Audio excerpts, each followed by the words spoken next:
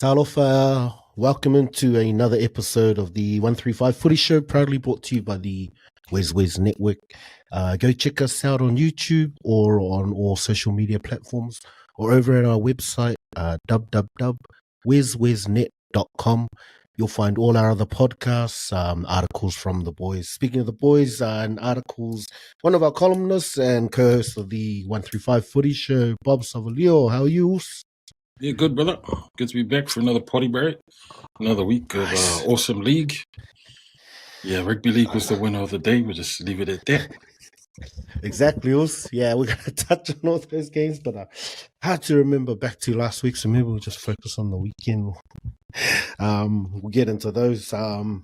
Jump straight into it also. Oh, before we actually jump into it, happy Samoan Language Week, bro. You guys doing anything to celebrate? You have to help Midge sort anything for her class? Nah, she did ask me just some definitions of words. I think she's going to be one of the guests in an other ceremony that they're doing at school tomorrow. So I was like, oh, that'll be interesting. Yeah. And they've also got a sort of tanga that they've got where Bruce McLaren Intermediate are coming over to her school.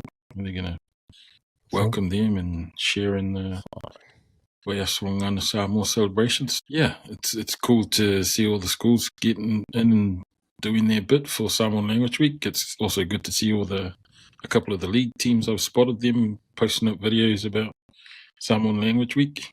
It's interesting because it's being celebrated here in New Zealand, but those Aussie boys are jumping on it as well. So. Oh, they're celebrating it over there too? They don't do the celebration? No, I don't think they are. It's just that we're celebrating it here in New Zealand, and they're posting up videos saying Happy Samoan Language Week over here. I don't know if it's in Aussie too, but you're good on them. I've seen one from the Dolphins and the Storm. Yeah. Oh, it's good. Everyone's getting on board then, yeah. I went into work today. It was like, had my lot on. I was like, hey, man, where are all our decorations? What's going on? Yeah, people were like, oh, lovely shirt. Like, yeah, it's all for Samoan Language Week. Oh, is it? I'm like, yeah, is it? That shows that Samoan language is weak at your workplace. Bring that life back to it. Yeah, looking around, it's like, man, gone are the days we were all celebrating every season. Yeah, we did a little thing last week. I don't know, some reason we couldn't get the foyer. Racist. Totally. Also, shout out to he couldn't make it on the pod, but congratulations to Sai and Haley, the kids, on their new addition to the Ainga. And the Usos gone with naming him after the Uso Eyez. So, a real honor and blessing for those guys. So, yeah. Awesome, bro. Sad we can't have you on the pod talking about your Broncos, but love to, baby. Hopefully you'll be a warrior. Reckon. Nice. Also, let's jump straight into your All Eyez from this weekend, bro. You stood out. Sweet, bro. So my All Eyez is from the Warriors Souths game. It was really hard to look past the contribution of Chance Nuka-Klokstad. He was the man from the back. It was interesting because I watched the game out at the full-time bar out in Queensland, which is like the unofficial home of Warriors fans during away games. I've heard about it. Yeah, man, it was really cool. Yeah, it's a good atmosphere. So, man, it was mean atmosphere. It looks like all the people who have season tickets must just go to that watch the game. They must have like 30 odd tables at that place. It's massive.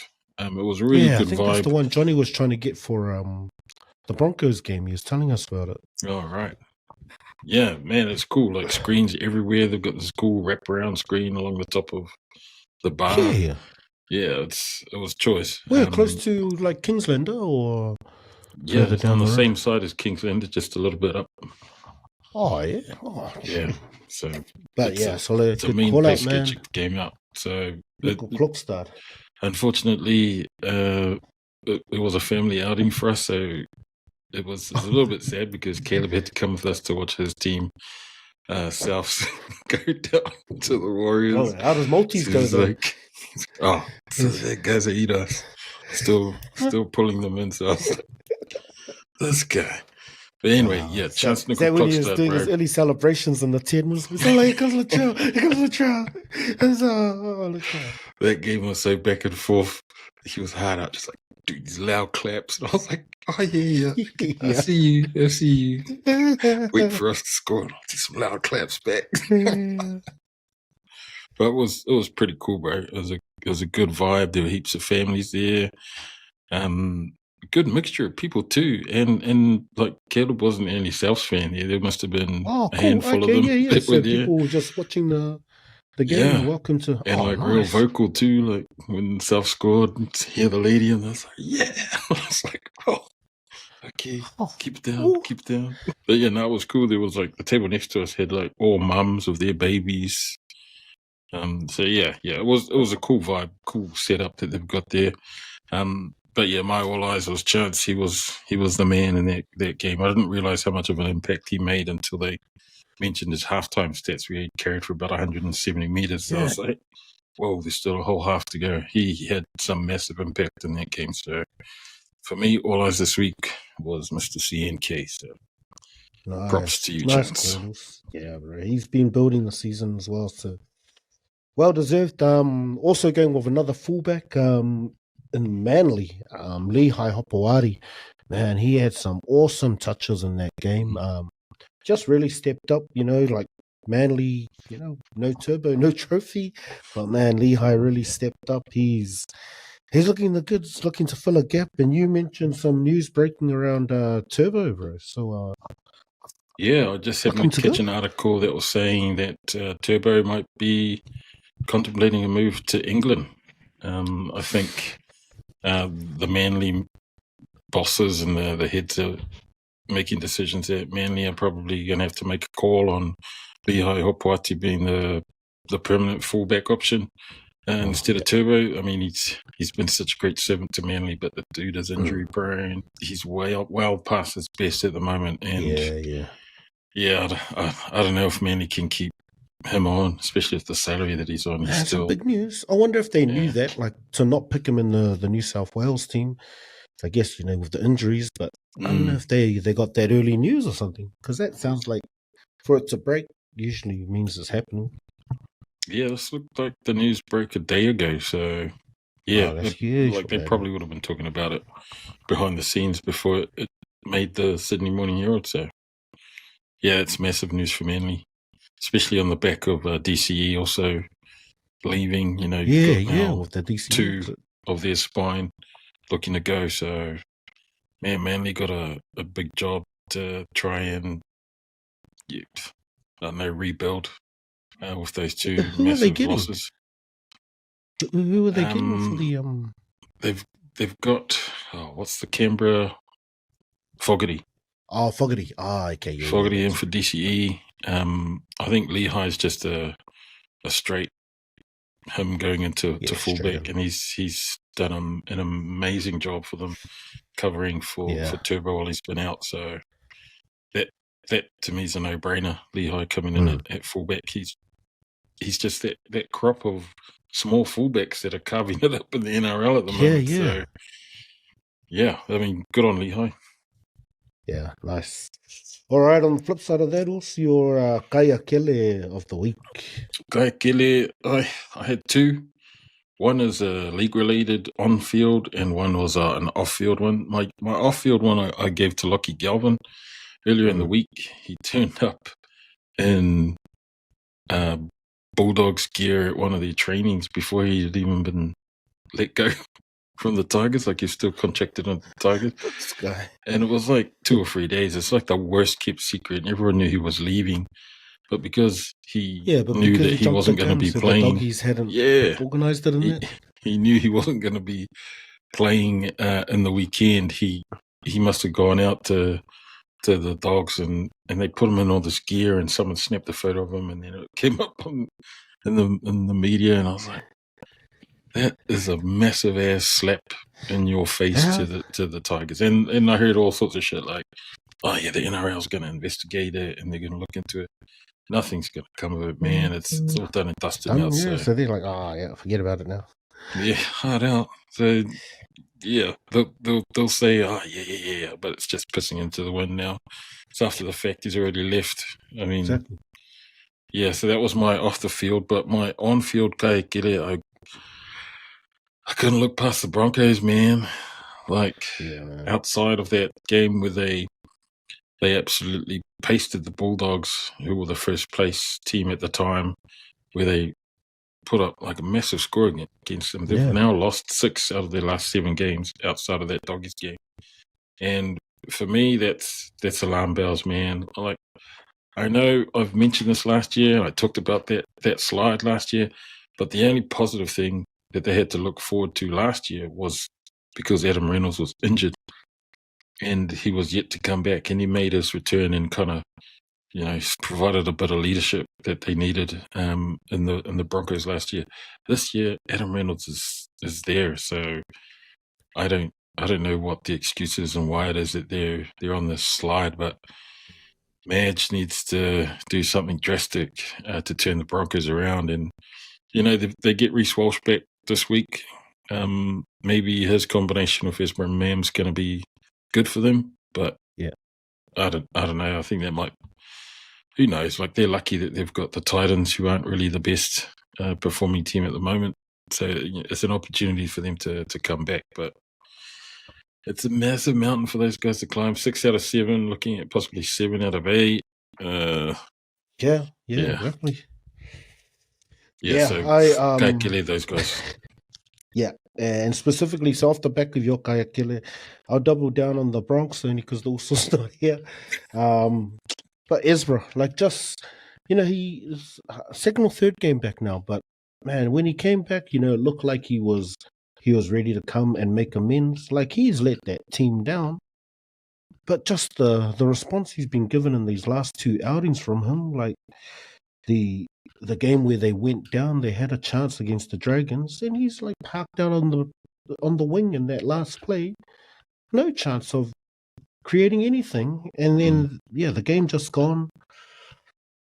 And we'll speak to it, but just that, kind of just the impact, the booing. There's one stage where he tries to run through, and then he just comes to a standstill because the crowd's booing, and then he passes the ball. But it's like, obviously he hasn't taken any lesson from what's happened, because it's like, bro, you've had like 10 rounds, 8 rounds, whatever he got, to think about what happened and know that this is coming. Like, be ready. Like, what this? Yeah. So we'll get into the Broncos as well, but it speaks to what's happening there. Like, where are the people? Where are the guys who be, looking after him, talking him through? Like, hey, this is what you're gonna expect, and you know why? Like, take it on the chin, and you speak on the field. Like, when he came back that first game, I thought, this is how you respond. Like, just put it on the field. That's the only way you can. You don't need to talk to anyone. You just need to play and play well. But I guess it's a big call putting the weight on him, but he did it to himself, and he's had time to think about it and needs to actually make amends. Like, he's letting those boys down. Like, I think that's what the problem with the Bronx at the moment is. These, well, it's not like right now. I guess this is the thing. You've had these gun boys playing for the Broncos for a long time who just haven't been able to gel. They've had so much turmoil, and I don't know, internally they said it's made them stronger, but I don't know, they got a billion different guys still unsigned. Cobo, I don't know if that's been signed. Katoni.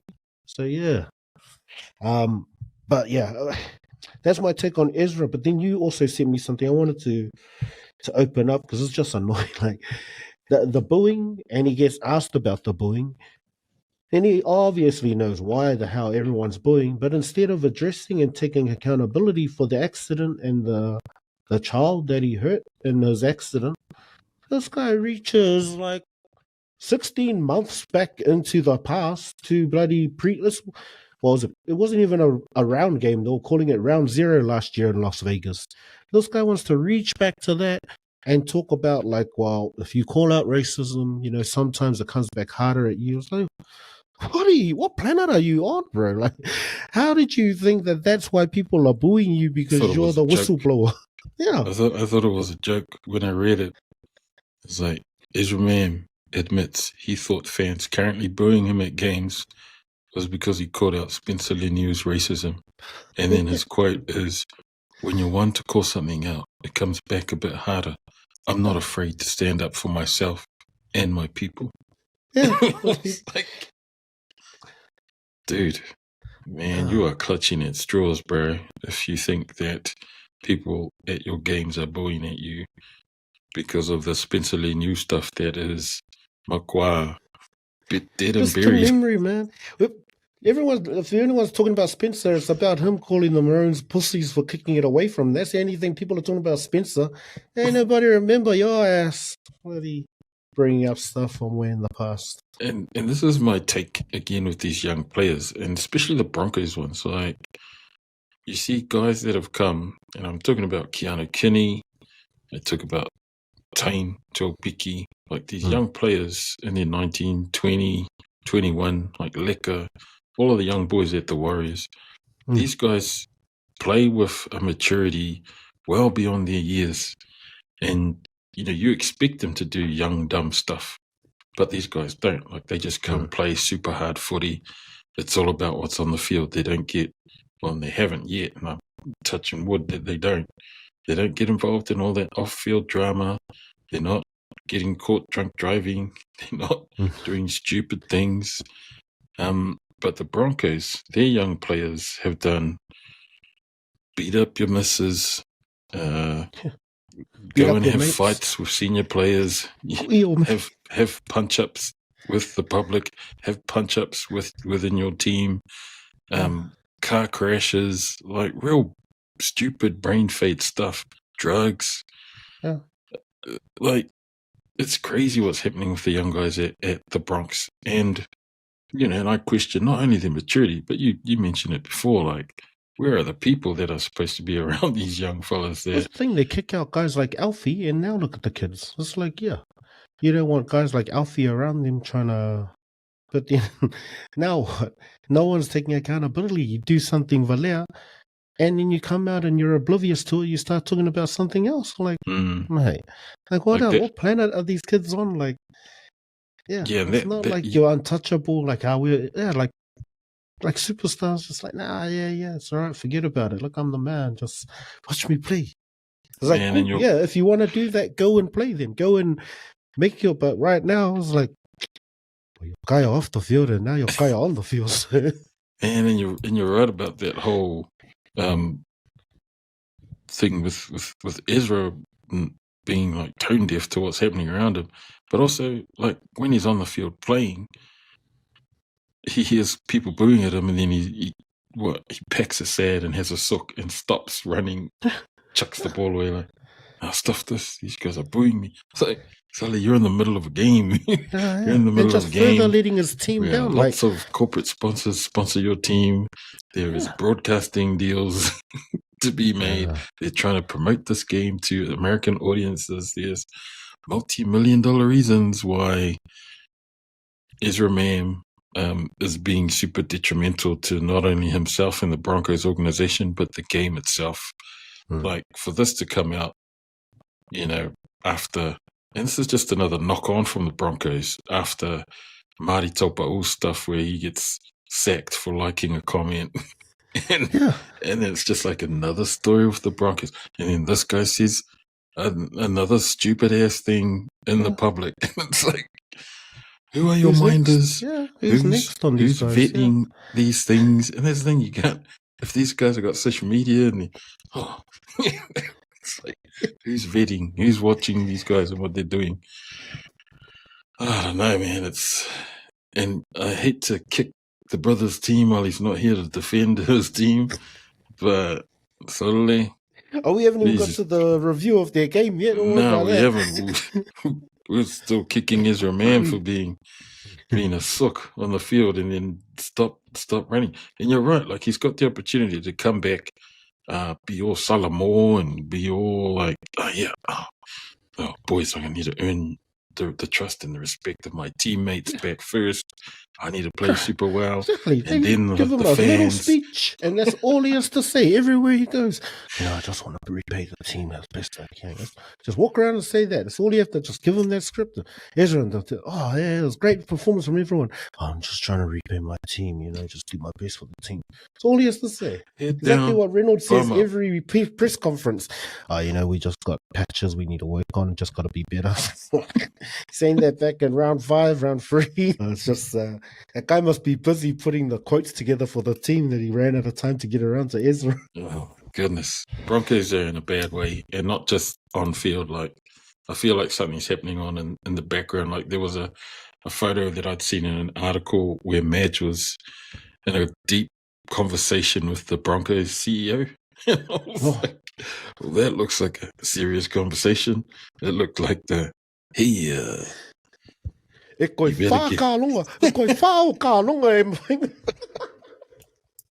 looks like e ke alo whai au. A whai ke alo whai au. It looks like if you drop the ball or you don't want to run the ball. Oh no, that's the You're coming in the deep heat in your muckers, mate. That's what that conversation looked like. All right, let's we still got to get to the Broncos. We'll bring out the rest of those facts later. Let's jump over to other headlines in Lockie Galvin. You mentioned him as your Kaea Kele turning up early, but he's officially there now, but not named in the starting squad. So they've gone with him 23. Way down the bench. I don't know. We haven't really we kind of touched on it. We try to steer clear of the Lockie Galvin stuff. Seems to come up every week, but I don't know. Like, if it ain't broke, why try and fix it? Like, it seems like they're doing a lot at the Dogs to accommodate this kid, but you're top of the table. Toby Sexton had a couple bad games, but I don't know. It's like, you guys are fine, but you're going to bring this troublemaker because you think he's the man. Okay. I don't get it. Like, good for Lockie. He's definitely a future-proofing half. Like, he's not going to come in and do amazing things, I don't think, this year, because the start of the season that the Doggies have had so far has been close to perfect for them. And you're right. Like, why would you come and ruin combinations that have already been established in the styles of play that are obviously gelling, and they've been in that process of gelling these combos not just this year. It's been like a 2-3 year process. Like, all of these pieces came together this year, but the puzzle started being built 3 years ago. Bits and pieces. I don't. And I don't know if they want to use Lockie Galvin too much as a primary half for the rest of the season. I mean, nothing that the current guys in there are doing has been bad. So it's not like they've played themselves out of the team or out of selection. Like, I think he's just going to be on standby just in case there's an injury. Yeah. Probably be brought in for easier games, maybe, games against those in the outside the top 8, games that the coach will think that he's probably able to step up and do a job for them. But one of the things that I saw during the week around his $750K salary was that he comes in and he's commanding this much money, and he's only played like barely a year of NRL footy. And you've got guys like Blaise Talangi, like Katoa out at the Dolphins, who are on $500,000.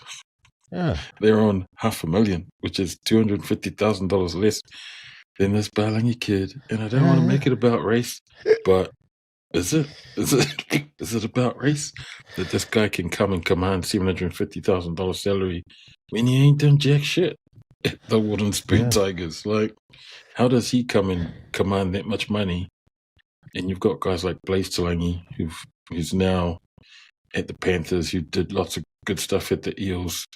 You got Katoa, who's flipping linchpin, leading those Dolphins boys around, and he's been doing that for the last couple of years, and he's really developed this year, I feel. but he's on a way less salary than this Yeah, Lockie but I Galvin think guy. that's the thing. Like it's like any workplace, there's like guys that just take the shortcuts and all of a sudden they're there. Like I guess that's the thing. You can either go that way like Galvin, like it very much is like a culture thing. You look at the guys you're mentioning as like normal people that I'll just take your time, go, cool, Yeah. I'll do my time, there's so many other good players, like, if that's how he wants to go about it, like, good on you, bro, but I don't know who your mates are you're going to spend with that coupe. Where it's like, so should we go out? Nah, we're good, bro, you go. No, it's my shot. Nah, you're good, bro. That was the other thing, was like how he left the Tigers, how he left Taruva and Luai. Exactly. Luai, like these Luai, Panthers, Api, and now he's going to go like hang off with their best mates. With Birdo. Kick out all the other Panthers boys that are now at the Doggies and Critter. The Dogs. Well, it's the thing, they laugh about it, but it is just like what's the story of this guy that's coming over here? Like, so that guy, he's a good player, but he's the right guy. Like, he's a guy. If you're buckle kid, man, that's what it is. Because it's the thing, it's like, because they probably already talked about it heaps. It's probably like Serrano trying to win over the boys, like, oh, come on, Critter. He's like, nah. And you know what? The thing is, we have no idea what Lockie's like, because he hasn't been in the league long enough. He hasn't been interviewed enough times for us to sort of know what kind of kid he is, or what his personality is like, or whether he is just this young, selfish guy. Like, is he really like that? Like, his actions come off that, but we have no idea. From the interviews they've talked about, the other guys, what's his name? One of those journos over in Aussie. So he spoke about him, and he said he came across as just a real well-spoken, confident young kid. So maybe he's not confident. Maybe he's just like noses, because they're saying he's got a real good footy IQ. So probably just old for his, for his age, and that's probably what maybe gets people offside, especially Benji. It's like, I've been playing like twice as old as, twice your age, and now you're gonna, really, we should try and take it to the edge. And, well, you might be right, but it's probably the thing that's really just shaking these guys, like Ruai, and then, all of them, like, we're working under Benji, and then, Benji, why don't we try and do this? Like, true. Who knows? Like, he might factor into Serrato's plans. He might not. Like, he could just be a bench warmer for the rest of the season, for all we know. But I don't know. I just crack up at how whenever Gus kept getting grilled about it and asked about it, the man is evasive maneuvers, man. He had more sidesteps than bench Marshall. Yeah, he was such a eater. That's the thing when they're like, but he gets the job done. Like, I've seen bosses at work like that too. Just he's like, guys, well, I'm the boss, so it doesn't matter. I get it done. All right, whatever. Okay, that's how he looks like. Just ha. I tricked you all, but I got it done. All right, Gus. We'll see how that pans out. All right, also, we've been sidestepping the topic for a week and a bit now. Get into this game over at Suncorp last Wednesday night. The Maroons going down 18-6 to the New South Wales Blues. I saw you said you listened to Brandon Smith on one of the shows. What was he saying about this game? Yeah, he was on that Matty John show talking about how he felt the game didn't have the same impact as previous Origin games. And he was talking about how it felt like just a normal NRL game, just in the flow of it. And, before we came on, I talked about how I found it a little bit boring. Like, it was a little bit boring. Not only because Queensland lost, but it just felt like there were so many errors in that game. Like, New South could have wasted Queensland quite easily, I felt. But they just kept knocking the ball on. There was all these handling errors. There was all these just real basic stuff. Yeah, it was messy. It was a super messy game. And I think that kind of ruined the flow for me. Like, as much as I wanted Queensland to win, you never quite got that feeling. Like, I was thinking, I'm waiting for that Queensland kick it never eventuated. But then I was thinking, oh damn, here comes the floodgates for New South, and that never happened either. So it's like, oh, what's going on with this game? I don't know whether it was just them testing each other out, or I don't know. It was probably more the second half. Maybe it just balanced out that second half because, like I think off the back of that first, I was pretty much like, oh shit, this is gonna get ugly. But yeah, maybe it was the memory of because it's pretty uneventful. Like I remember like watching it because Roger was online. We were gonna record. Like boy, watching the second half, bro. I don't want to record anymore. Yeah, well, there've been NRL games haters, that have been more exciting. Yeah. That's how it came across. It just I don't know if it was just that kickoff, just the intensity. Speaking of kickoffs, though, bro, your take on the tactical kick away from Spencer Lemieux. It's a wrong mistake. Like, I don't want to question the tactics of someone who knows way more about rugby league than this couch potato, but for me as a fan, you want to take it to New South. Yeah. You know, as a Queenslander, I was thinking, man, Spencer's come on, sweet, kick the ball to him, man. That's our opportunity to either smash him or he'll smash right through our defense. It's like, that's like, and it never happened. We'll never know. Like, I know. We could have. It's like we can't now. Like that's the big play for him, but also even bigger play for us to smash him in that. Like, because that's what's happened now. Like now we just have to hear about tactics but really it's like all we hear about is seeing that replay of Spencer just laughing and pussies. It's like yeah, and like you don't need to give that guy any more fuel to do anything. Exactly. Like he was already fired up, and then when you don't kick the ball to him, it's like suddenly you've just given the man a sensu bean. He might have been like run out of energy, but now he's in Makua. As soon as they kick the other way, he's like, I'll use that. Thank you for the ammo. I know, right? Like it was just another thing to fuel New South, and not just Spencer, but the whole forward pack would have seen that and gone, "Oh, they're scared." And you know, whenever I watch Caleb's league games, and I always crack up when I hear this from the sideline. They don't want it. They don't want it. Bro. Yeah. They don't want it. Exactly. Like, that kind of stuff. I could just picture somebody in the crowd at Suncorp that night going, "They don't want it. Queensland don't want it. They don't want the smoke." And that's the thing. It really affects the team. Like, why would you do it? Like, give your forwards a chance. Like, if they're the ones saying don't kick it there, then you kick it there. Like, fucking get your ass up there and do something. Man. Don't tell me not to kick to him. You double down and make sure you kick to him as a forward telling you don't kick to him.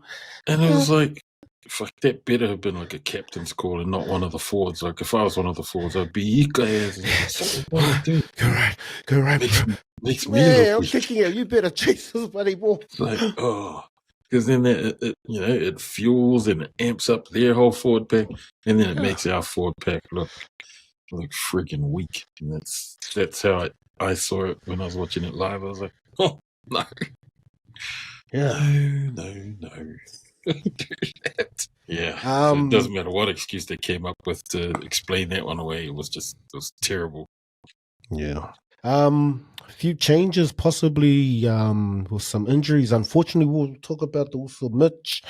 But yeah, Big Barney's out for the season for the Wires, picking up that random ACL. Was it when the leg that got trapped or the one that stepped over? I was trying to watch the replay. Like, when does he actually injure it? Yeah, it looked like it hyperextended. Like it was the one that went out to the right, and when he stepped, and it was like a non-impact injury. Like he didn't get hit or anything. It was where he stood, and then his via kind of just beat a bit when he fell down. And I was like, oh, that can either be just something innocuous that it will just really bad ice. Yeah, and then it turned out it was a season-ending one. So I was like, it's going to be massive loss. Never mind New South. It's going to be huge for the Warriors losing one of their co-captains. And it gives an opportunity for one of those young boys to to really step up, whether it's Leka who gets pushed into second row or whether it's Dimitri. I think I heard Caleb say it was going to be Tana. Stella Smith comes onto the bench. Because Rocco also picked up an injury as well. So they push Capewell. Capewell's gone back out to the centres. So it'll be Capewell and Pompey again. Like they are persevering with the Adam Pompey experiment. Hey, he's calmed down. You know what? I can't trash Pompey too much because all we need is for him to just catch the ball, tackle, and run. That's it. Pretty much that's the thing. He's like, just don't be fancy, bro. Just tackle. Because I think that's the thing. Like his D's been solid. That's the only thing. He's the Jacob Lillyman of Warriors backs. He just carries the ball up, does nothing flash, no offloads, nothing. All right, back to these New South Wales Smurfs. Gloamatangi or Utuika Manu come in for Mitch Barnett. I don't really care about this team. Maroons, you see any changes? Off the back of DCE's game against the Broncos, he looked really good. Like, I think he's putting his hand up like, I can still play. But your thoughts, man? Yeah, I don't know. That's a tough one. Like I read an article saying that Billy Slater needs to make a call on the player who replaced him as the Queensland captain. So it's a tough one because Dearden, you know what you're going to get every game that Dearden's played this year so far, last year and Origins in the last few years. Like he's been quite consistent with his form and what it is that he brings. DCE's been real patchy at best this year. If he plays like how he played in the weekend, then hell yeah, just keep him in there. Yeah. But that's the thing, is he gonna play like that? Because he played like that because it was on the back of this Kaea performance at Origin and then him getting absolutely smashed in the media and then it's the Broncos as well. We just finished trashing the Broncos, so at the same time it's like don't get overexcited because they only beat the Broncos. Yeah, well, and not only that, there's a few Broncos that are putting their hands up for the Queensland teams. It's like, I don't know, but yeah, DCE's call's going to be a tough one. But I reckon they need to make a call on front row personnel, like Corey Horsburgh probably needs to be in there. Yeah, I heard he's gonna. Yeah, people were talking about Josh Barley, but I was like, didn't he retire from internationals and representative games? Yeah. So I was like, nah, he's not an option. I'd love for him to be out there and just he's like the Petro receiver. Still do a number, so yeah, he'll just carry it up the guts. And I didn't mind Mo. Like he does exactly what Papali'i does. I think they probably just left him on a bit long, but other than that, he was good. Yeah, I don't mind Mo being there. We need a clone Tino. We need more than just one Tino, But the New South pack has got like a lot of firepower, X factor forwards, and we need the same to sort of match it with them. Like we can't just be guys that can sort of try and hang for 60, 70 minutes. We need guys that can hang with them the whole 80 and really nullify their effect. Because Payne Haas, fucking hell, that guy, on a bad day, he's still carrying for over 110, 120 meters. So that's his bad days. And we need to stop that. I think that whole feel of Origin being not so like previous year's Origins, I think, I don't know, does that mean that the players were a bit fatigued? Why it didn't feel like it? Maybe it was the way because it's almost that's what they're going with. Like you look at the makeup of both teams. It's almost like these guys that can go big minutes, like we were saying, a Max King compared to a Tyrrell May coming off the bench. It's almost like they want these guys who can do the big minutes. But yeah, I think we doubled down on that because you look at this Queensland side, and it is a a Queensland side that's going to play for 80 minutes, but where's the punch? Because I think that's what you're missing. Like when you get Spencer shouting, kick it to me. Which of these guys is going to smash him? I'm like, all of the guys in the reserves, I can look like Collins, Fermor, Liera. Yep, they'll tackle him. There ain't nobody smashing you from this bench that I'm looking at. Because, you need some guys that are actually going to come with impact. So, yeah, that's what I feel like they really missed out on. Not only that, I thought Hammer was a real dude. Was Casper in their first game? He touched the ball twice, and then I was like, what is he doing? I don't know. Yeah, maybe he was just confused because it's like there was a couple times there he was like kind of waiting off Ponga, like, so you're not playing football. So I don't know if he was like trying to call him out or if it was just like confusion of his Dolphins role. Compared to the debutant Toya, Hammer was real second fiddle. I thought Rabbitohs played really well for I don't a know debutant. If that was more Critter because that move Critter put on him. Like, come on, Hammer. Yeah, I don't know. To me, it just felt like the Blues played like they really, really wanted that game. And Queensland, I know Billy Slater looked super disappointed, and he mentioned that he was disappointed that Queensland didn't do all that they were potentially able to do and that they had trained for. And I was thinking, hard out. It didn't feel like they left everything out on their field. So I was like, yeah, there was nothing that no one really tried something, or when they did, it's just too late. Even Money Munster was just didn't really hop around and just have a go, just have a dig. It was almost like they were just trying to play a controlled game and let's just arm wrestle it out. Like, you ain't gonna arm wrestle like that. This is a quality New South team. Like, we haven't spoken much about them, but I mean, it goes without saying. Like, I'm not here to rep them and give them their flowers. They won, good for them. But ain't no we mentioned it pre-game. Like, this is a stunning New South team, and it was gonna take a lot from the Maroons, but just no spark. Toya was probably one of the better on debut. He looked comfortable. Like, just the carries he had. He was real solid. So, I think he's probably a real good find. Billy's eye. I don't think many saw him in the picture at all. So he's a real bolter and really stood up. So it'll be interesting. No idea what's happened with Selwyn. I mean, even the Broncos dropped him and put him on the wing. He was carving at the back there. Fullback, yeah. Yeah, while Reese was out, and then just randomly let's switch it up, and then that was terrible. That was one of Jesse Arthur's got clean bowled, and then Jesse Arthur was just playing good, and then he was caca. I was like, Silla, you getting all these tries and then just killing everyone's multi when you went to fullback. I thought it was like a last minute change, and then when I checked again, I was like, oh no, Jesse's got the number 1 on his back, someone is winger. I was like, oh, what the fuck's going on, match? Unless it was a Billy call, maybe said, run him at the wing, because I might need him on the wing for the game 2, and then, I didn't need him on the wing. Bro, can you run him at centre? Because I might need him at centre. Well, in that game, Kobu touched the ball twice. Yeah.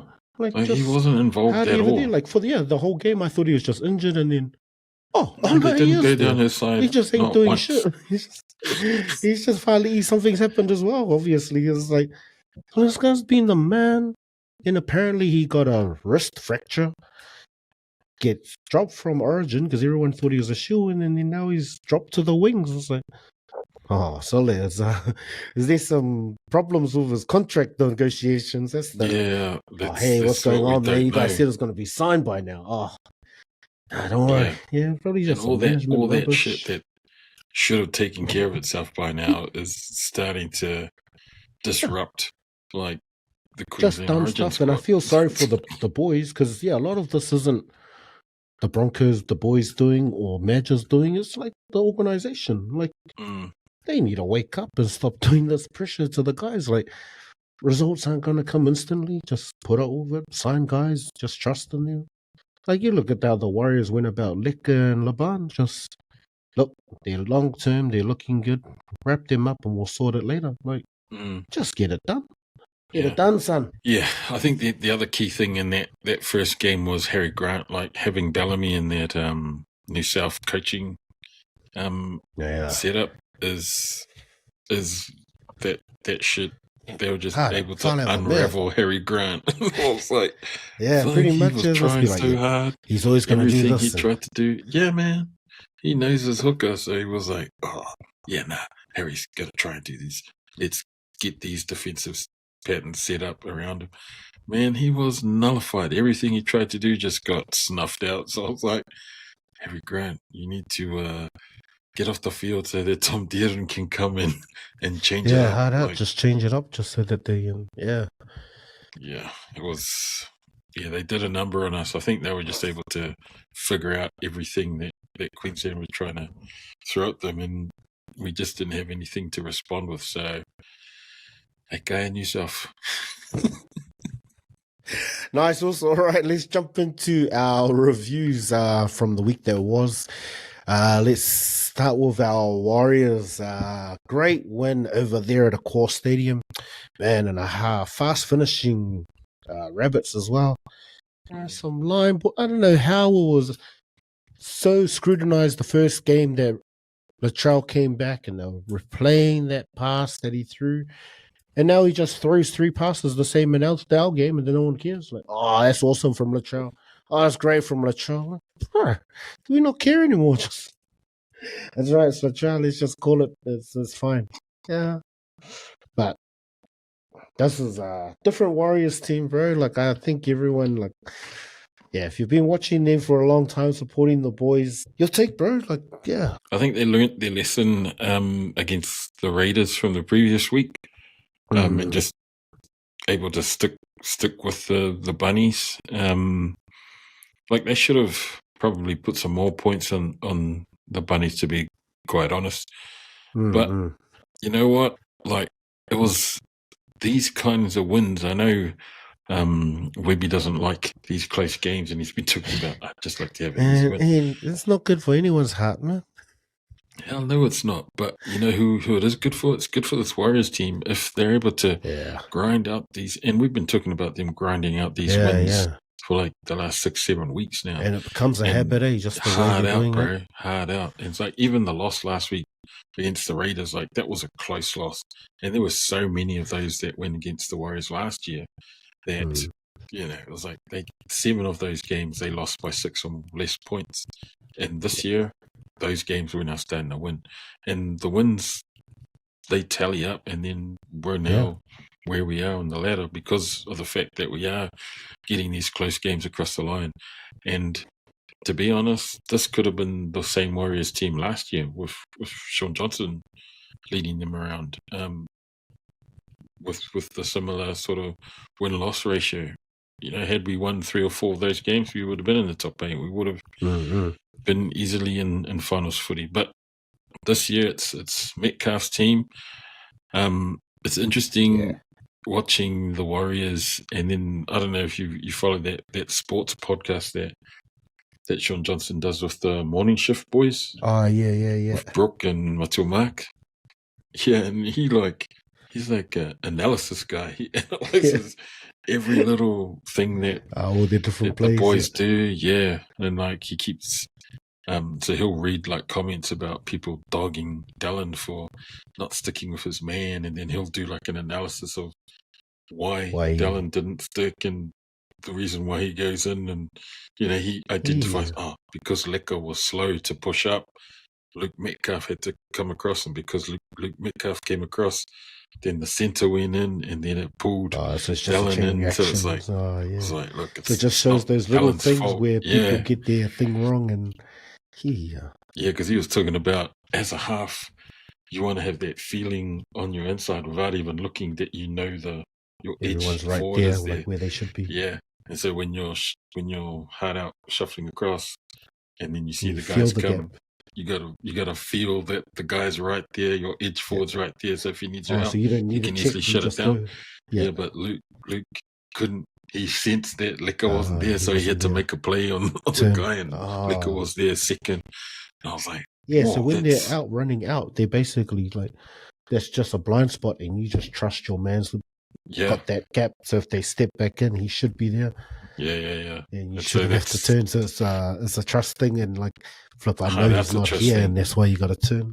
because it was Latrell that Short Johnson was talking about. He was like, and when Latrell runs at you, you've got to make like these split second decisions Yeah, if on he's going for it, whether you got to to, make sure you're going yeah. in on him. And he was going, and when you look at that try that he put on for Alex Johnson, like the most difficult thing for Latrell to do in this situation was the ball that he managed to. He did this massive long face ball like that went. money, especially when he's turned, because then Metcalf has to turn. Yeah. So you just double down on Metcalf's going to help make that tackle because Latrell's going for it. So for him to turn that way and then go way back. And he was going on about, the easier option for Latrell would have been to just pop it up to his edge forward, who probably almost could have had a chance to get through. But he saw that the high risk but high reward play was face ball just all the way out to Alex. Yeah. If he doesn't catch this, it's going straight out. But also it gets Alex on the outside of Dallin because he's already done his job and he's attracted all the defenders. So as soon as he knew Metcalf's come, everyone comes. It's just the way. Yeah, so it's interesting watching that. That's cool that way, because then it's like those ones. I guess the opposite is. I wonder if his breakdown on something like that where Dallin makes the save on him is like, that's because Dallin was late to turn. He was meant to back up because he hadn't reacted. He was still there in time. I don't think he goes on the potty and dogs the boys. Like he highlights the. But he does say when people call it out like, they should have done this. Yeah, but it was an entertaining game. Like I said at the top of the potty, we watched that full time out in Kingsland. It was great support, like great atmosphere, and just watching the game, it looked like there were heaps of Warriors supporters supporting out there at a core stadium. So I was like, and it was a nice sunny day. You could hear the Warriors chant going up every now and then, like, Aaron's probably there banging on his drum again. That's right. But it was a mean game, and I mean it was high scoring, 12 tries in total, entertaining footy, and I just thought.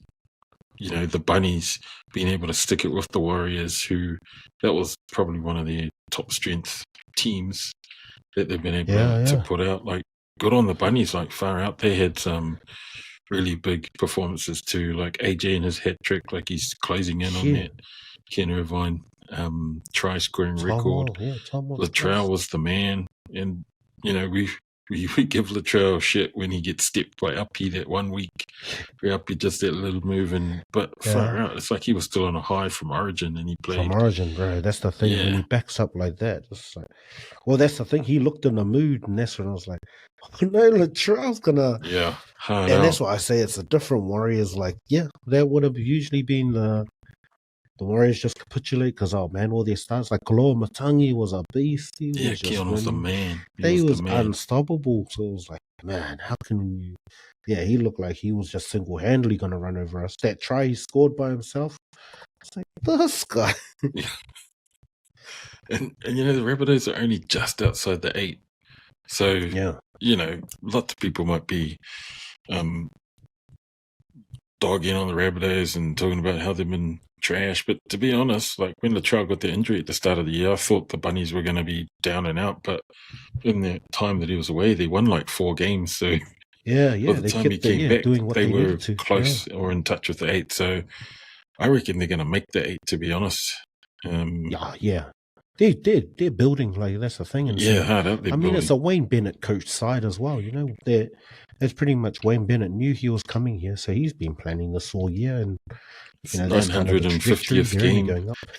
Yeah, exactly. So, man, he's done it all before, so he wasn't fazed by it, like just seeing the press conference as well. So Wayne can see, he knows where the Warriors are at. But I think, for his Rabbits, that's a huge lift for them. But it just goes to show the comp as well. Like, our for and against isn't that great, but winning games is like the key thing, and I think that's what the guys are getting really good at doing. Like, week in, week out as well. Like, just these hard ones, learning how to to grind and just, continue winning. Like, yeah, when we were 30-12 ahead, it would have been great for us to just go on with it. But yeah, at the same time, when things do turn against us, it's finding a way. I like that too. Like, they don't just not being sooks. Like, people score against you. It's like, cool, get back into it. There's still time. Yeah. Just keep going. Not just, you don't see the boys up in the ref's face like, oh, this and that. You just see the other teams when they get, they're up against it. They're all up in the ref. But yeah, the guys just. That's I what like think. it. Sometimes there's times where it's like, come on, man, like question it. But at the same time, I think they just trust in what they're doing. Yeah, like that I think is the benefit of having captains like Mitch, like Fisher Harris, because of the maturity that they bring, but also like they're no nonsense. Like they're not gonna, get smacked in the face and then lie down and ask for a penalty. Yeah. And I don't think any of the players challenge it. Get up and get back and make a tackle, man. And like we might have been given shit like for Chance, and I was like, come on, Chance was whacked in the face. He's gonna get up and look at Tapine because he got smacked in the face. But yeah, you're right. Like the Warriors aren't the floppers. They're not gonna try and milk penalties. I haven't seen that consistently from the Warriors. You might see that a lot from other teams, and it's starting to creep into the game and other teams. But I'm happy to watch the Warriors win games the way that they've been winning. Like heaps of stacks of maturity right across. Like they don't have the rukae hotheads like Jazz anymore, who get tackled, then he'll get up and it looks like he just wants to feel fusu whenever he play the ball. And it's like, nah, man. Now we've got flipping Aaron who cuts the ball up, just wants to do a quick play the ball, doesn't care if it's a strong tackle. He's done a strong run and he wants to get quick ball to his halves. It's all no nonsense, just rugby league. Yeah, it's not that whole. That's what I like about Aaron. He does the big struggle, and then he gets up, and you think he's going to do this whistle, and then he just carries on. So this guy's like big Fiki, and he get up, push him off, play the ball, and he's just ready to go to the next player. Like, this guy's not like, I thought he's going to try and get up and try and be a tough guy. No, he just struggles, gets them off, and then goes to the next play. It's just real mature of him, man. Yeah, I don't think that hothead player fits the mold of the Warriors at the moment. Like Spencer Leniu, I don't think would fit how the Warriors are playing at the moment. You hear Boo from Marata. He just carts the ball up, catches it now, and just smashes through the line, and then gets back as like no niggle from us. Like, so who's this guy? Yeah, and like he's been playing like his really good days at the Eels. Marata's been playing with heaps of maturity. Just that line that he used to always, like, that's his line now, like the one he used to have with Johnston. He's got it back again. I was just getting like, oh man, just the timing was off, but yeah, it just seems to be right.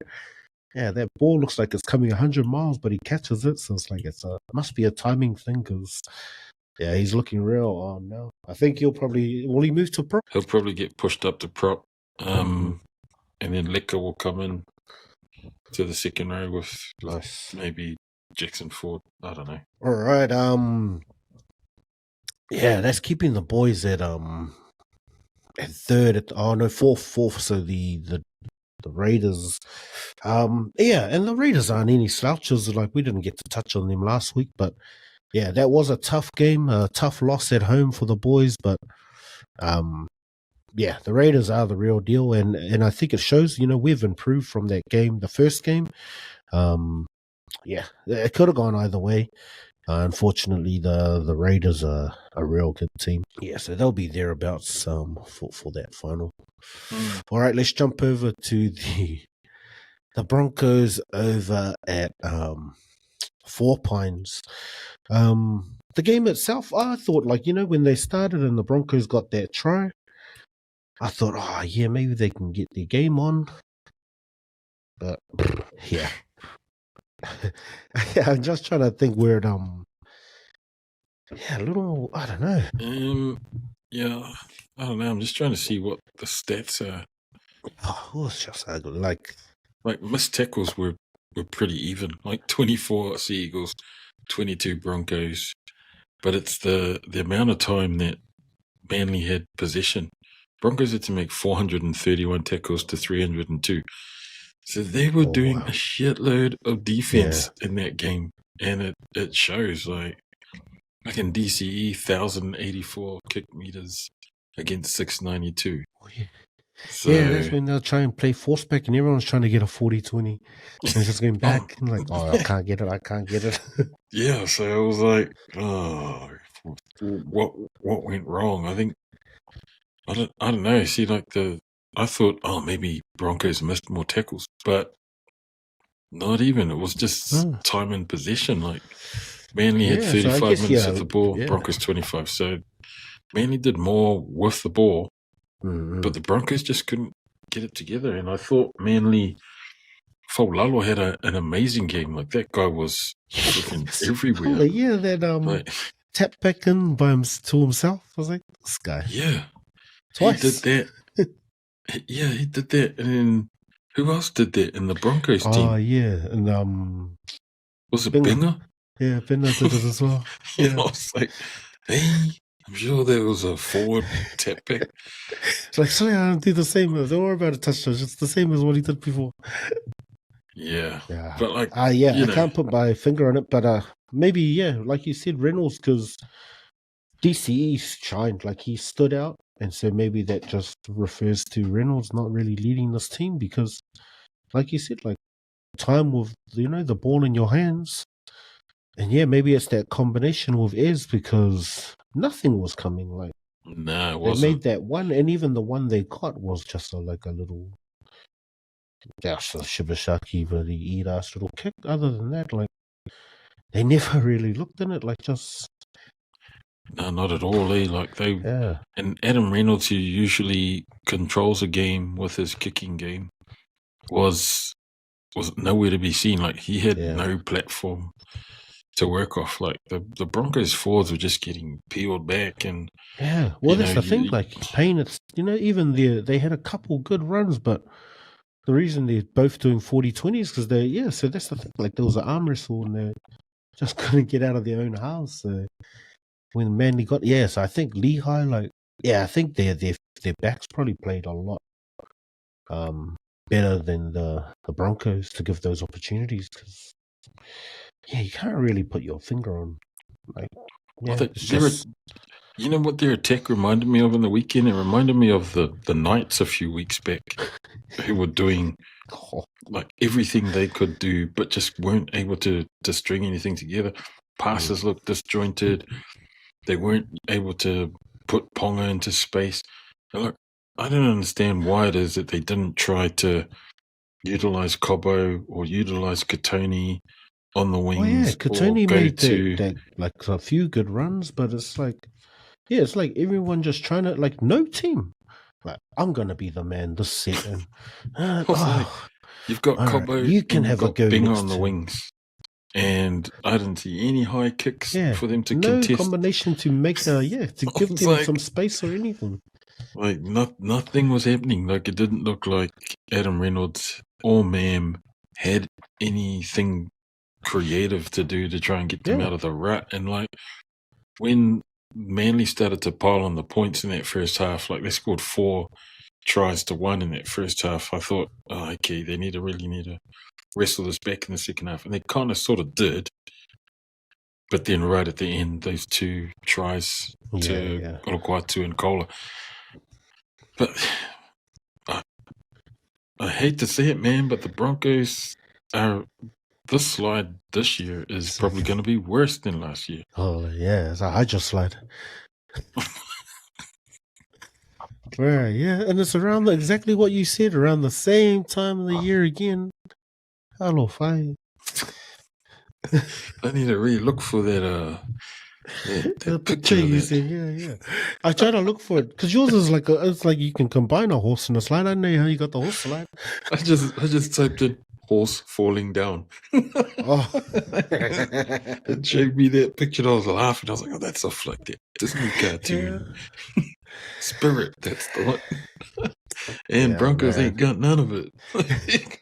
They are playing like no spirit. They ain't got no. And it's all this off. They ain't got no equal powers, man. I mean, like you look at Reynolds, maybe it is the training because it's like, so let's go here, just tired. Like, sorry, man, I want to do more, but I'm tired from all your Kolingis, man. It's too much, man. Maybe, like Elijah Taylor's probably right. Like, he's probably right. Calling it out. It's like, Sully, we were so tired. We were getting smashed every week at training. Especially and then for these older lose, players. Yeah. And then go straight into that cycle of getting flogged again during the week just to turn up on Saturday and lose, flogged again. Like, Sully, that approach doesn't work. You can only... Well, that's the thing. You think of all the teams you used to play with, these are the worst when you know that. It's like, oh, man, we'll be doing laps as we lost. Laps on laps. Yeah. You see like, these teams that are winning, like Sully and Thursday. Oh, Custon had a pool session on Friday. Like, yes. Today. Fancy ass pool session, eh, guys?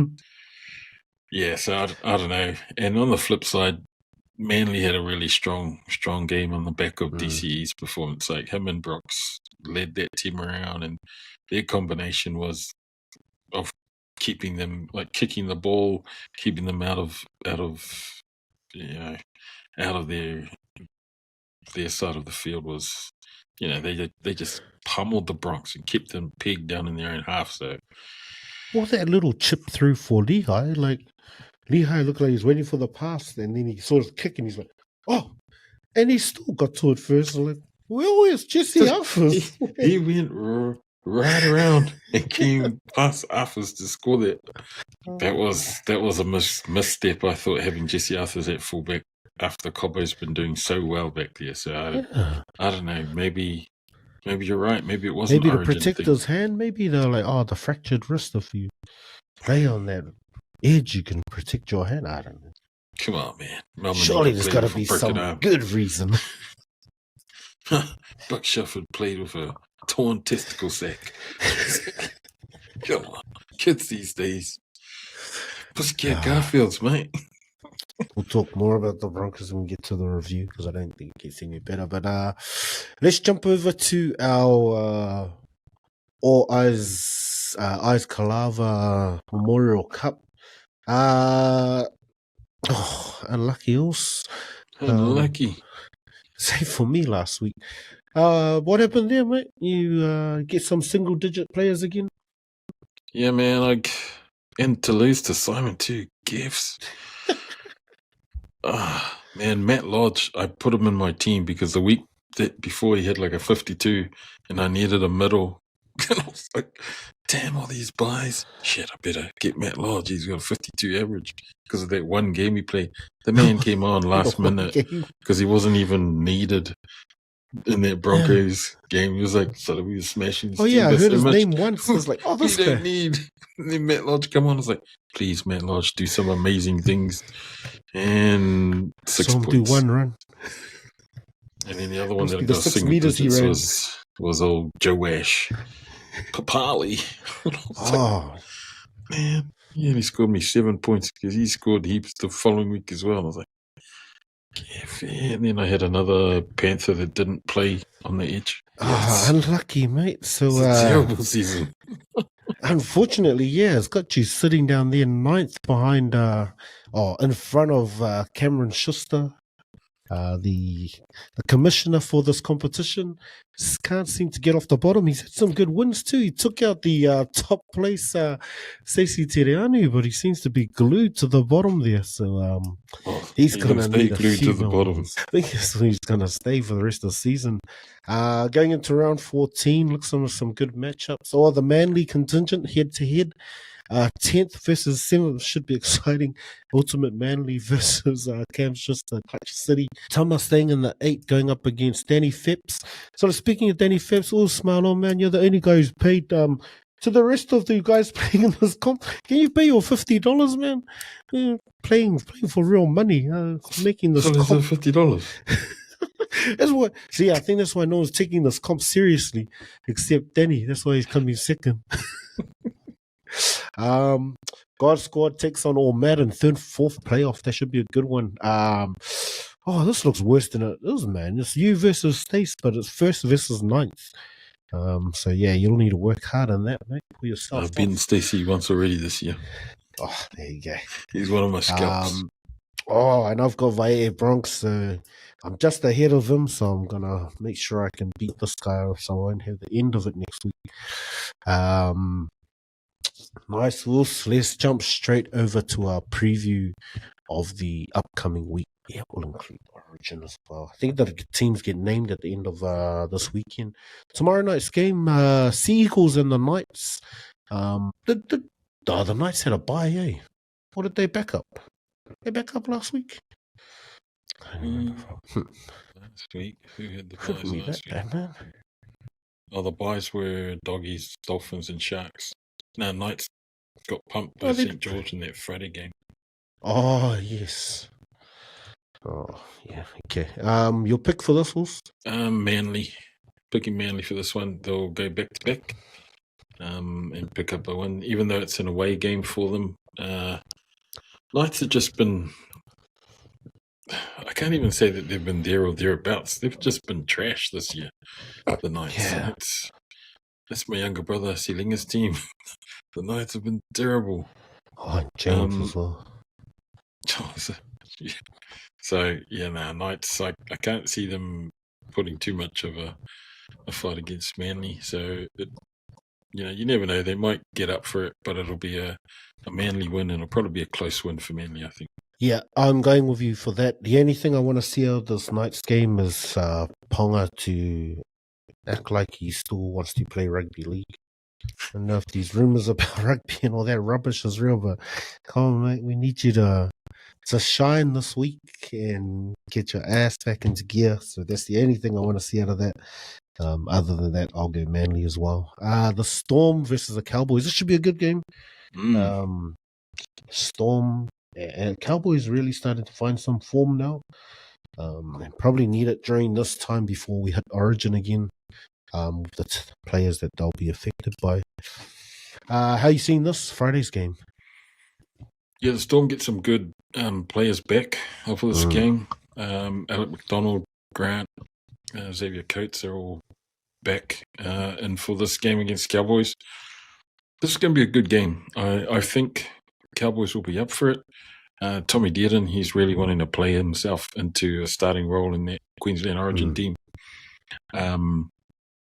But the Cowboys, they've been playing really well, but they're going to have a different challenge with the Storm. It's going to be a good game, 4th versus 6th on the ladder at the moment. I'm picking the Storm to win this one. It'll be close, but I just think they've got too much experience to look past Storm over the Cowboys for me. Yeah, I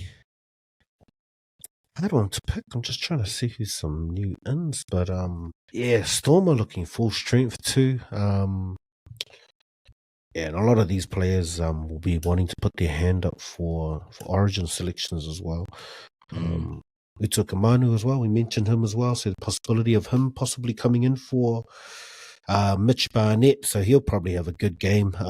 Guys like Harry, he probably really wants to. I guess he played over the weekend as well, but I think those guys are in backup, so yeah, they'll probably want to make amends. Some other guys here too, they might try and put their hands up. They haven't really been in conversation. Sam McIntyre, though, he is a Queenslander. Taulangi's still out though, so unlikely to get a call up as well. Shout out to Simon's Neff, Thomas Mikaele makes the extended bench again. He's been coming in and out, so been ripping it up in the lower grade. So hopefully he gets maybe a call up. We'll see if he gets an 18th man, but unlikely to play this week. So I'll back you as well. I'm going to go with the Storm on this one as well. Over to the next game for Friday night. Dolphins and the Dragons, 10th versus 8th. Yeah, this is going to be another tough one to call because St. George gets some players back. Christian Tupurutu, Mr. Moneyman, he's back. So he'll be looking to, pick up from where he left off with his form prior to his injury. Got to give a shout out to old Loko Pasifiki Tonga. This young kid debuted a couple of weeks back. and he's been looking the goods. Like I think he scored a try last week too in their game against Newcastle. And he's this big, massive forward. I don't know if you've seen him, but he's like a Nelson. He's humongous. I was like, whoa, there's him, and then like there's a few of these big lads that are out there, and Lockel's one of them. The Broncos today, Kura, who's bigger than Nelson by about an inch. He's like 6'8" or something crazy like that. This kid, he's about 6'6". So yeah, they've got some good old heads coming back. Raymond Faitala-Mariner, I know he's sort of past his best, but he's always great when he's on form. Jacob Little coming off the bench, he always provides a bit of impact. He scored that really good try. Was it the night or the week before? He scored this awesome try where he sort of picked the ball up off the half volley had been chipped through. Man, he just sprinted from like just before their 20 and ran and scored a try. And I was like, damn it, this guy. It might have been against the Knights, actually. So even though the Dolphins are back to a full-strength team, they get Marshall King, Hammer back, Max Plath. I reckon the Dragons, like I really like the way the Dragons have sort of come together in the last couple of weeks. So I'm picking St. George for a win, a close win too. Probably an upset. Even though they sit above the Dolphins, I just thought the Dolphins' form last few weeks looking really good. Yeah, and especially with Hammer back, I'm picking the Finns in a close one on this. Aki's over at Shark Park. The Warriors, a few changes, a few ins and outs, a few injuries there. For the Warriors, Sharks look pretty strong. No Mulatalo. Was he injured? Suspended? Who's Mulatalo? I don't know. Maybe suspended, yeah, I think because he got a 1 week early guilty, but they were on the bye last week, so I think he has to serve it this week. Oh, okay. There was that high or something the week before. That's why he's out. Roti, though, that's not a bad replacement. He's been playing awesome. Your thoughts on this? Should be a good one, though. This will be a good game. I can't pick against the Warriors. I just can't, man. So I'm going to pick the Warriors. It'll be a close one, but this will be a good halves battle. I feel like Nico Hines and Trindle have been tracking really well the last few weeks for the Sharks. And Metcalf and Harris Tavita are going to have a real good battle with those two. So it'll be good to see the battle in the front row between Adden and Fisher Harris. And even though Jackson Ford gets, it looks like it's Jackson that's come up and not Marata. So Jackson's been pushed up to prop. They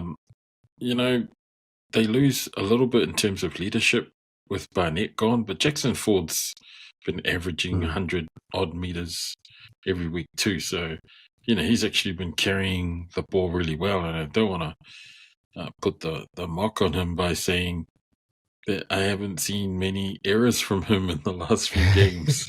So, that's always positive. Yeah. Like during the Bunnies game, I was like, please don't knock the ball on. Every time Jackson had the ball, every time Pompey had the ball, I was like, just hold the ball, man. I don't want any of your one error a game averages to creep in. So, yeah, Jackson Ford's been doing awesome. And Lecker, he's Lecker's Lecker. He's such a Lecker's Lecker. That's pretty much what you say about the kid already. Yeah, usually man. You can like impact old player. heads, but you already like Lecker's Lecker. Like safe when he just does it, and then when it's time for him to just do stuff, you kind of back him like, have a go, kid, go. Yeah, when he just stepped off that ride and went, like, go. Yeah, hard out. Man, and like, I saw, what's his name, Dylan Kemp on his body. Oh, yeah. When he was describing. Bloke in the bar. Yeah. Because he does commentary as well, Yeah. And I like watching his content on the Warriors because, old Warriors, he's hard out, always giving the boys props. But that whole movement started from Dimitrich's offload. And man, Dimitrich must have offloaded the ball 4 or 5 times in that period where he came on. He subbed on, and then he was like, every carry, he was always getting his arm free. And that one was coming off the ground. Like he popped the ball up and then went up, and then they passed it out to Lecker. And man, not just his like ability to sort of step off his right foot, have the speed to guess it through, but Yeah, through being that. agile enough to just get around those guys that were coming across in That cover. was chasing hard too, Yeah, man, they were chasing so hard, and he just whack, and then gapped it like far. It was really cool to watch. Tana Smith gets another opportunity coming off the bench, so good on him. Must be training the house down to get that spot ahead of guys like Tomale, who have all definitely been there in the past. You know, and that just goes to show that these boys are training really well and giving Webby options to pick for game day. It'll be a tough game. I mean, the Sharks aren't pushovers, but I feel like the boys are in such a position that the resilience is high, the ability to grind out these games against tough opposition, and they've been able to do it quite consistently this year so far. And the Sharks are another one of those teams that are tough to play, especially where are they playing? It's home game, eh? Shark Is it Park. home game? Yeah, over there. Sure. So they are always tough to play at Shark Park. So I reckon they're going to be up for it. It'll be a close win, but Warriors all the way. Nice. Yeah, I reckon it's going to be a big one for the Wires. Especially points wise, like we know the Sharks have a lot of points in them. So yeah, this is going to be a real good one because I guess we're going to have to bring them into the grind. Like the Sharks like playing expansive. And that's one thing, like when teams get a roll on against us, we struggle. We saw that in Canberra, the times that they did have the ball and they're rolling down the field. And that's what the Sharks like to do. They'll attack from, 50, 40 meters out. Nico likes to go early, play some of those wide plays and just try and throw it around. So, so I think that'll be a big job for us to contain that. But I'd like to see the boys get some points on as well. I think if we can get our attack on and just, so it could be a blowout. It could be a big high scoring game. Like the Sharks are real expensive. They don't like if we can bring them into an arm wrestle, they'll hate that. And it'll probably be a hard watch. But I think either we go for get our game on and just go on numbers, or we pull them into a grind. So I think it's can either be a real fun, interesting game to watch, or it might be a hard slog with a Warriors tough win. Either way, Warriors coming out on top. I don't care how we get those 2 points. So up the ass. All right, heading over to Suncorp. Man, with the struggling Broncos taking on the Titans. So the Titans, they had a hard game last week again. Like there was a real good game against the Storm too. Storm ended up taking them out, but a few random calls against them. That should have been a try all day. Was that Randall trying to go in just because he grazed Tino's leg? They said it wasn't a try. So I don't know. I really hope. Well, not hope, but yes, I do hope. I hope the Titans get up for this. Yeah, just because. Kieran Foran in the team. Good to see him back. I don't know if this is. Maybe it's not Foz's first game back. Maybe he played over last week as well. But good to see him running back there. Okay.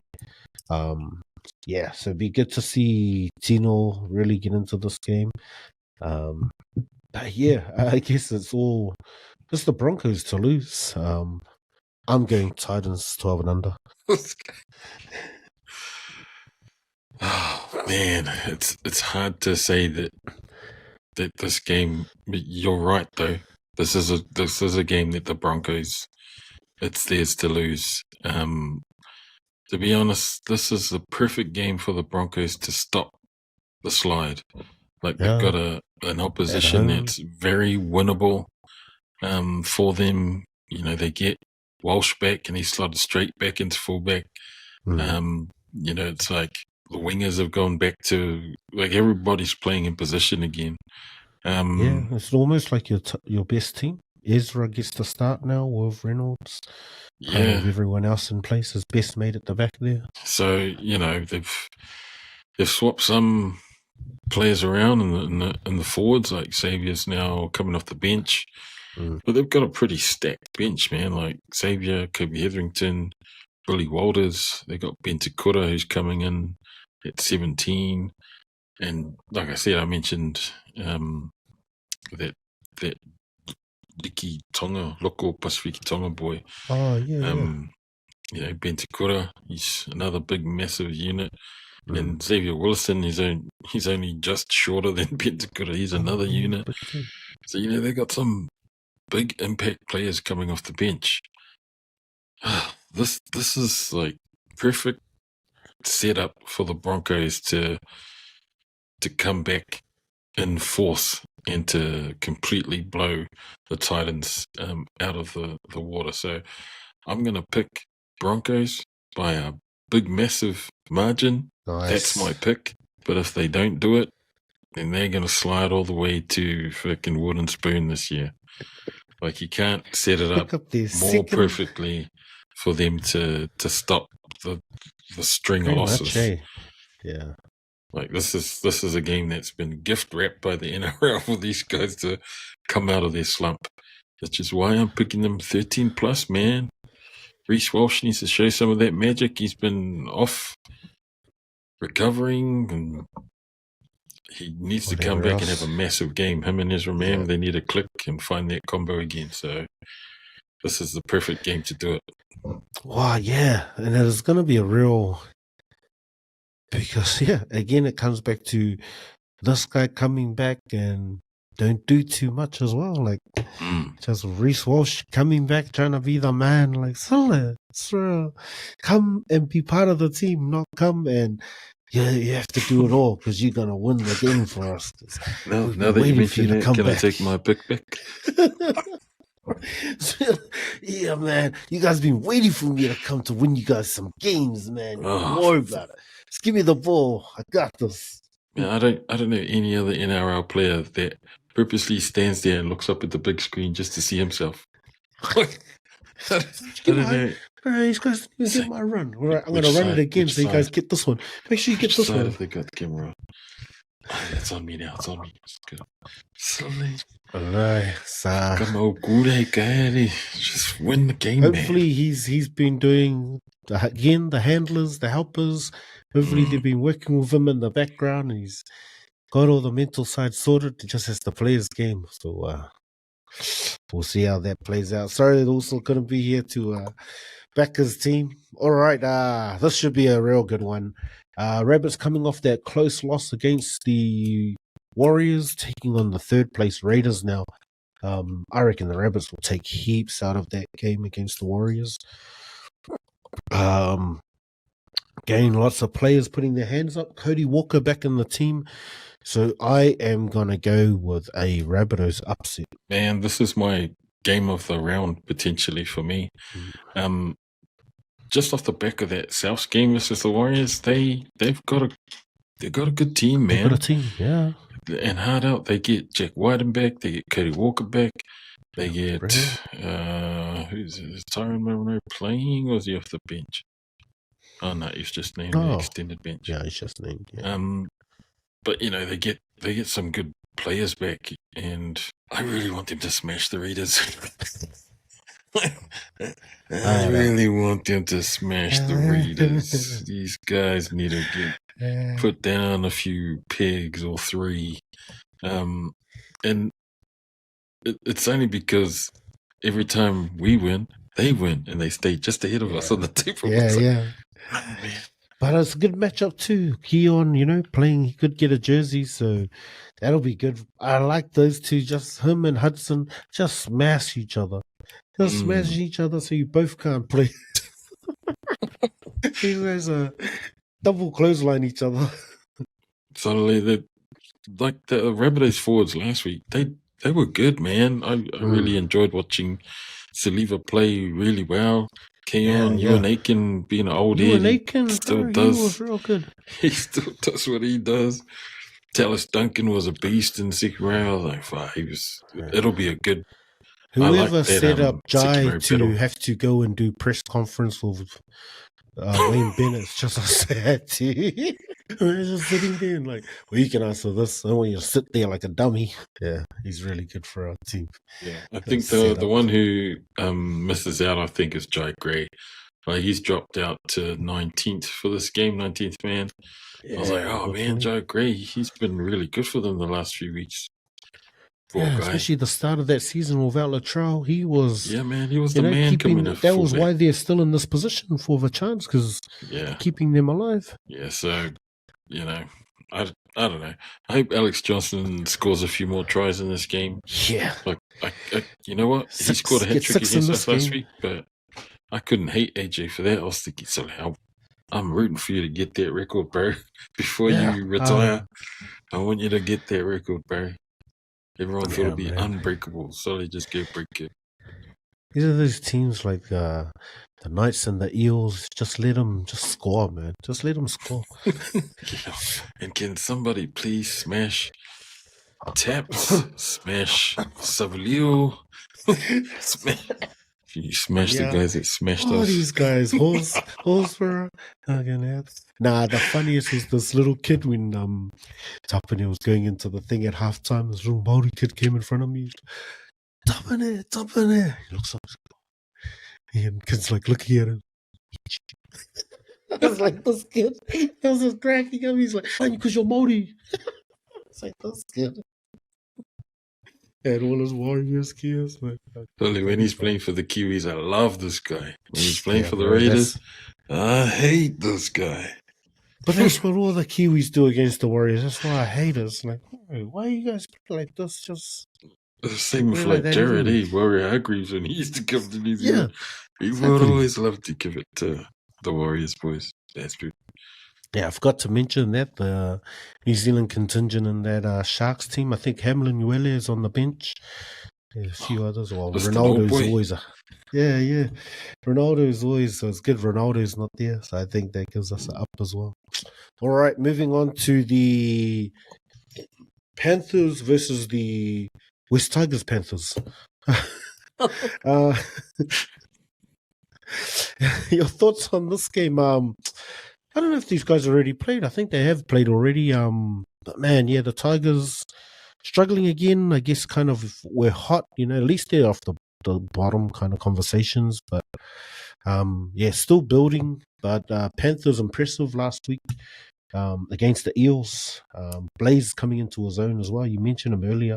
And To'o, yeah, we thought he was underdone. We spoke about him coming into Origin, hasn't had much game time. This guy, I don't know if he just does weights in his sleep or what. And nothing was underdone from this guy.